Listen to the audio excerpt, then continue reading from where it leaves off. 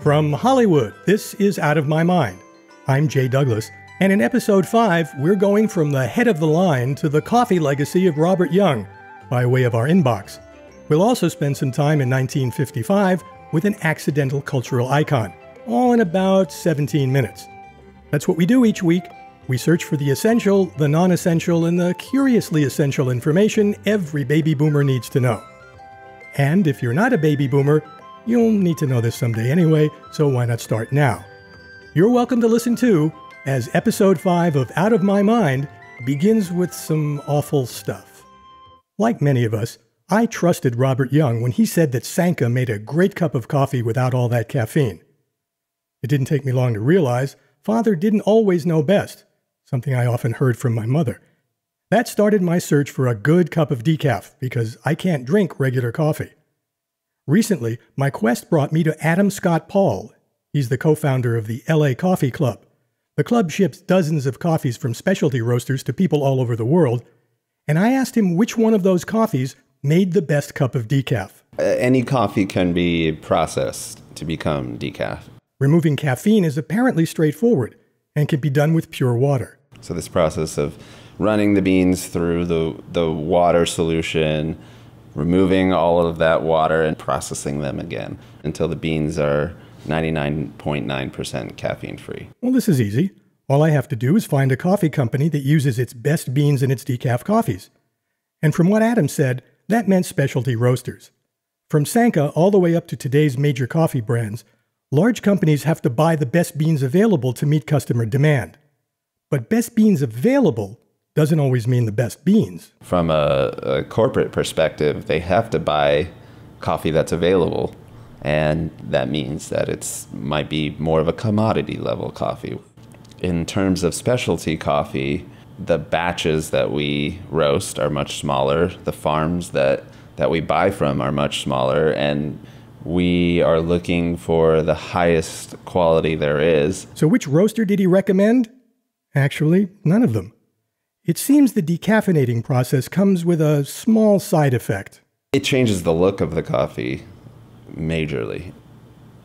And if you compared a green coffee that was caffeinated versus the very same coffee that was decaffeinated, visually your appetite would steer you towards the caffeinated one, because the decaffeinated one looks somewhat maybe moldy or dirty, or it doesn't have a uniform quality about the bean. And when you roast coffee, you want to look for a coffee that is as consistent as possible. Each bean is going to cook at a different rate if it's not all the same. That may lead back to why decaf doesn't taste as good as caffeinated coffees, because each bean inside the roast has a different moisture content, density, etc. I couldn't help feeling I'd been a little hard on Robert Young, and that maybe I was looking for something that doesn't exist. I have had in my life a decaf coffee. I was surprised that it was a decaf, and more people that look for specialty coffees are starting to break into that territory. And so new non-chemical processes may result in great things to come. Adam Scott Paul is the co-founder of the LA Coffee Club, and he's left me with a ray of hope. If you've had a great cup of decaf, let me know the details. Go to bit.ly/OOMM123 and click on episode 5. Follow the link to show notes. I've set up a special coffee alert page for you to share your experiences. If we use your experience on the show, I'll send you a bag of specialty roasted decaf coffee from Adam's collection. You'll also find a link to the LA Coffee Club website and information on its coffee sampling service. And you can listen to Adam's tips for making a great cup of coffee, decaf or not. Everybody wants to be at the head of the line these days, even if they're not sure what they're going to do once they get there. If you've ever been to a book signing at your local bookstore, you know I'm speaking the truth. People who have waited 15, 20, 30 minutes or more planning what they're going to say to an author turn into blocks of stone or pillars of jello when it's their turn to speak. Karen Madea Allman is the events coordinator for the Elliott Bay Book Company in Seattle, Washington. And she's seen this happen so many times, she's equipped with suggestions on what you can say the next time you hear the words, "To whom should I inscribe this book?" If it hasn't been mentioned in the talk, sometimes people will ask their favorite authors, well, what are you reading? What do you love right now? And usually authors are really glad to recommend other books. But Karen says you shouldn't shy away from being more personal. Writing is an intimate act between author and reader, and Karen recommends sharing how a book affected you. If you've got a question or comment that comes from the heart, just say it. These kinds of comments and questions mean much more than you would know to many authors. For example, Chuck Palahniuk often hears in signing lines that his book, Fight Club, or maybe one of the other ones, is the first book that a person has ever read all the way through, or this is the first book that my grandson loved, and I'd really like you to sign this to him. That means a lot, and he really takes a lot of time with his audiences for that reason. David Sedaris, a very, very famous author, but people share all kinds of stories with him in line, things such as stories of weight loss, knowing that he also deals with those issues and writes about such things, people talking about dealing with their drug addiction. Here's one of the best stories. So I was in the signing line for David McCullough, and at the end there was a woman who said that 40 years ago she worked with him at USIA, and their boss was Edward R. Murrow. I think she was a little shy about it, but she told me this story, and I said, oh, you must say something to him. He caught up with her actually in the parking lot afterwards, and they had a little chat. So don't be afraid to say things like that. However, there are a few things you should be afraid to say or do. Sometimes people get very, very exuberant and want to hug the authors, and some authors are really into that.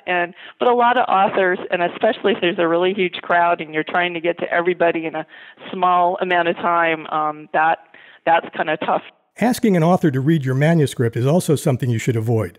There are better and more appropriate ways to get your work into the hands of an author. There are ways to contact authors for that kind of thing, usually done through an agent or through a publisher. You won't find a more knowledgeable and helpful group of booksellers anywhere in the country than the staff at the Elliott Bay Book Company in Seattle, Washington, where Karen Madea Allman is the events coordinator. You can always make use of Karen and her colleagues' expertise by visiting the Elliott Bay Book Company website. I've put a link to it in the show notes.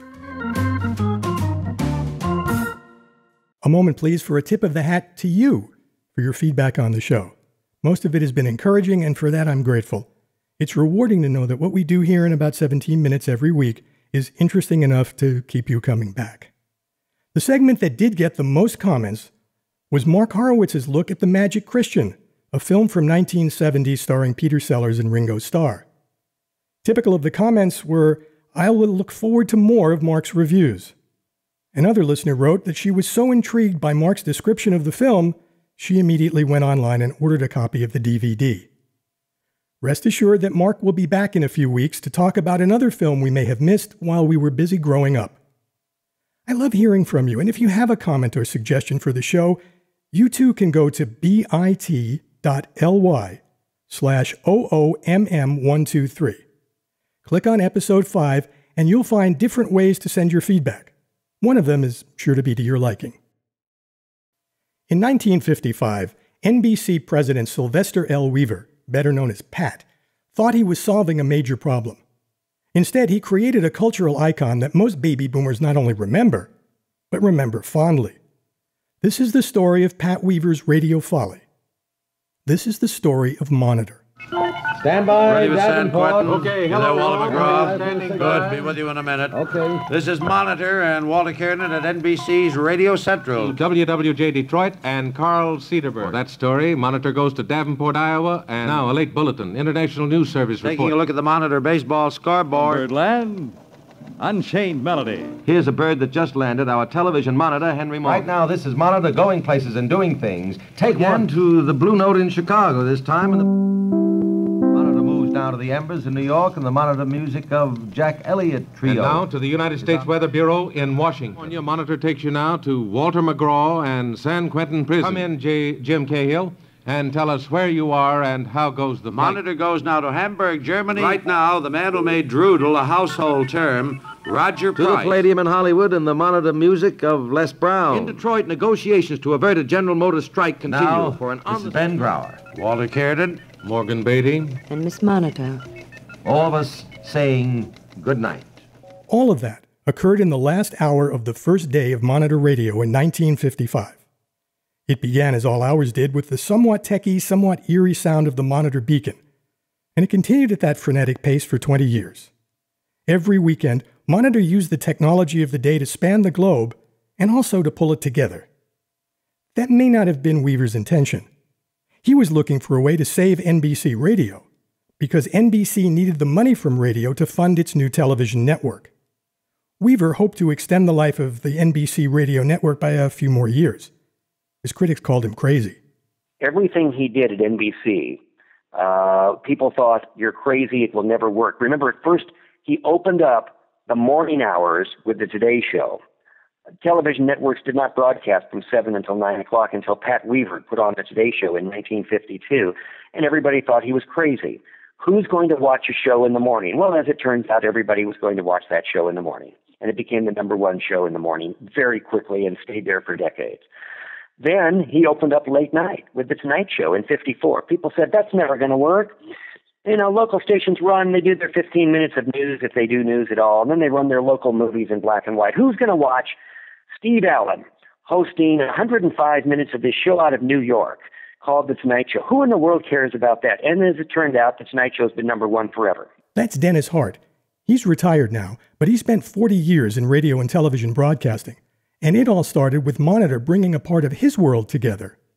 I didn't communicate very well with my dad. He didn't communicate very well with me. But the one thing we both agreed upon was that we loved Monitor. And we listened to that show together.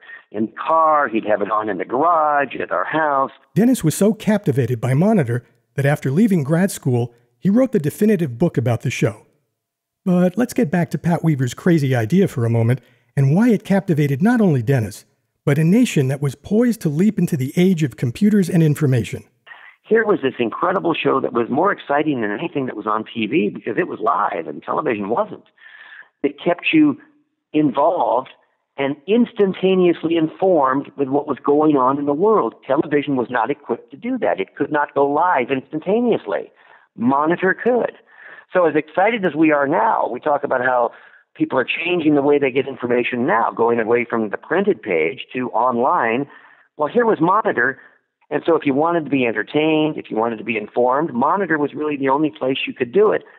In a strange way, but you can make the tie-in, it was the Internet of its day. The Internet of its day? Well, like the Internet, it offered a constant flow of information that you could access whenever you wanted to and wherever you were. And like social media does today, Monitor helped tie scattered groups together into a community, with everyone hearing the same stories at the same time from their radios. You could tune in at 17 after the hour, at 33 after the hour, at 14 to the hour, and hear something different, hear something new. And if you didn't like what you were listening to, you could just wait a couple of minutes and something different would come up. So I think Monitor became perhaps our first portable radio show just at the very moment when transistors were becoming portable for people to take places. In other words, people were no longer tied to their radios in the living room. For Weaver, Monitor did what he knew it would do. It turned around the fortunes of NBC Radio. Bear in mind that Nielsen could not measure radio audiences in automobiles. On Monitor's third weekend on the air, it was the number 3 radio program in the country in drive time, weekend drive time, 4 until 6 o'clock, 4 until 7. That wasn't counting anybody listening on the radio in their cars. This was at home listening. By the third weekend on the air, the fourth weekend on the air, Monitor is 97% sold out. The weekend before it went on the air in June of 1955, the entire NBC radio network schedule had 2 sponsored programs. Only 2. What did people think of this 1955 Internet? It doesn't take much to figure out that if sponsors liked the show, it must mean that's where the listeners were. It reached 30 million people in the mid-1960s in a country of 180 million. 1 out of 6 Americans listened to Monitor every weekend. The top-rated syndicated show in the country right now is Rush Limbaugh's, and he reaches about 14 million on a weekly basis in a country of 315 million. So think about Monitor. 30 million people in a country of 180 million. That's unbelievable. Monitor began broadcasting all day Saturday and Sunday for a full 40 hours a weekend. Eventually, NBC pulled that back to 16 hours.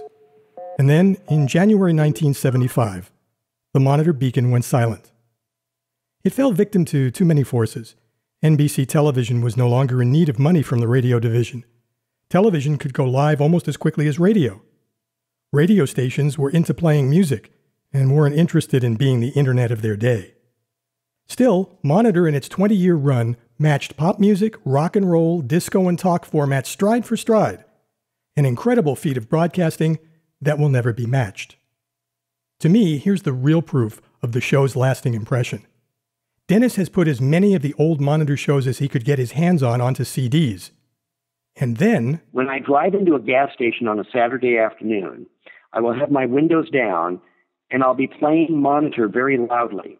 More than once at a gas station here in California and elsewhere across this country, I will have people come up to me who are filling their tanks with gas and they'll say, I haven't heard that sound in years, especially if it's the Monitor beacon. God, I love listening to that show. Is that back? And I have to tell them, it's back only for me. Monitor can be back for you too. Dennis has a website full of Monitor memorabilia, including hours of original broadcasts you can listen to. I'll put a link to it in the show notes, along with some additional memories Dennis has about the show. I want to thank Dennis Hart for sharing his knowledge of Monitor with us. In the spirit of full disclosure, I began Out of My Mind because I too was inspired by Monitor, and like Dennis, believed that if someone brought it back, people would listen. So, how are we doing? Visit bit.ly/OOMM123 and click on Episode 5. There you'll find several ways to get in touch with the show and let us know how we're doing and what we can do better. Speaking of pulling the plug, that's going to do it for Episode 5 of Out of My Mind. Thank you for being a part of the program. There'll be a new one for you next Saturday morning at 8 Eastern. And I'll talk to you then. I'm Jay Douglas. Out of My Mind is produced by Penny Summers and is a production of the Theater of Your Mind Incorporated, Hollywood, California. Dennis, you still there? Yes, I am, Jay. I know you've always wanted to do this, so go ahead. You're on the Monitor beacon. Take one.